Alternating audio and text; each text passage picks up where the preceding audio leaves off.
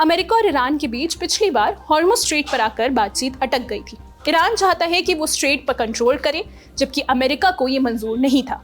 इसी बात को लेकर दोनों के बीच फिर से जंग छिड़ भी गई थी, लेकिन अब उम्मीद जगी है कि इस संकट का भी हल निकल सकता है। खबर है कि ओमान ने ईरान के सामने हॉर्मुज़ पर कंट्रोल को लेकर नया प्रस्ताव रखा है और ईरान इस पर दिलचस्पी भी दिखा रहा है। प्रस्ताव ये है कि ओमान, ईरान और खाड़ी के कुछ देशों को मिलाकर एक रीजनल ग्रुप बनाया जाए। यही ग्रुप हॉर्मुज़ में जहाज़ों की आवाजाही मैनेज करे। इसके अलावा ओमान का प्रस्ताव है कि हॉर्मुज़ के इलाके को 3 रूट में बांटा जाए। पहला, जो ईरान के समुद्री इलाके से होकर जाता है, दूसरा ओमान के समुद्री रास्ते से, और तीसरा अंतर्राष्ट्रीय मार्ग से, यानी दोनों देशों के समुद्री रास्ते से बीच का जो रास्ता है वहां पर।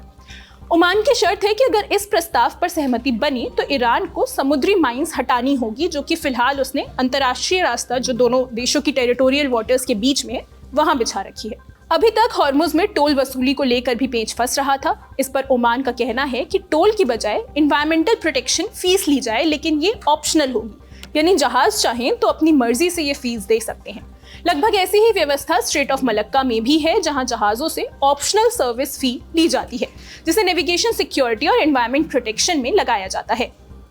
रिपोर्ट्स के मुताबिक ओमान और ईरान के बीच इस प्रस्ताव पर कई राउंड की बातचीत भी हुई और ईरान की तरफ से पॉजिटिव संकेत मिले हैं, यानी सब कुछ ठीक रहा तो दुनिया एक बड़े संकट से बाहर आ सकती है। अमेरिका और ईरान के बीच एक शांति प्रस्ताव पर भी बात बन सकती है, लेकिन फिलहाल कुछ भी कहना जल्दबाजी होगी। इस बीच इजराइल के प्रधानमंत्री बेंजामिन नेतन्याहू अमेरिका पहुंचे हैं, जहां वो 28 जुलाई को व्हाइट हाउस में ट्रंप से मुलाकात करेंगे। 28 फरवरी को ईरान के खिलाफ जंग शुरू होने के बाद से दोनों लीडर्स के बीच ये पहली मुलाकात होगी। जाहिर है मीटिंग में ईरान से जुड़ी चर्चा भी होगी। इसके अलावा दोनों नेता लेबनान और गजा में चल रहे संघर्ष पर भी बात करेंगे। रॉयटर्स के मुताबिक नेतन्याहू इजराइल में अक्टूबर में होने वाले चुनाव से पहले ट्रंप का समर्थन भी चाहते हैं। वो चाहेंगे कि इसका फायदा उन्हें घरेलू राजनीति में मिले, क्योंकि चुनाव से पहले के सर्वे में वो पिछड़ते दिखाई दे रहे हैं।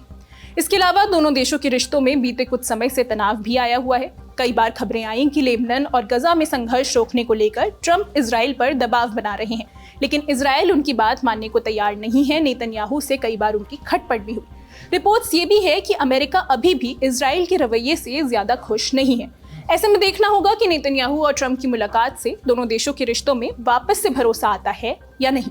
अगली खबर, जापान के दक्षिण में स्थित क्यूशू आइलैंड में 7.1 मैग्नीट्यूड का तेज भूकंप आया। कुमामोतो और आसपास के इलाकों में सबसे ज्यादा झटके महसूस किए गए। भूकंप से अब तक 50 से अधिक लोगों के घायल होने की खबर है। झटके इतने तेज थे कि कई इमारतें ढह गई। कुछ जगहों पर सड़कों और पुल में भी दरारें आ गई हैं। शुरू में सुनामी की चेतावनी भी दी गई थी, जिसे बाद में वापस ले लिया गया। फिलहाल ट्रेन और फ्लाइट सर्विसेज को रोक दिया गया है। इलाके में बिजली काट दी गई है। आसपास के इलाकों में इमरजेंसी वार्निंग जारी की गई है। लगभग 1.5 लाख लोगों को सुरक्षित ठिकानों पर जाने के लिए कहा गया है। जापान की प्रधानमंत्री सनाए तकाइची ने कहा कि अब तक भूकंप में होने वाले नुकसान का पूरा आकलन नहीं लग पा रहा है।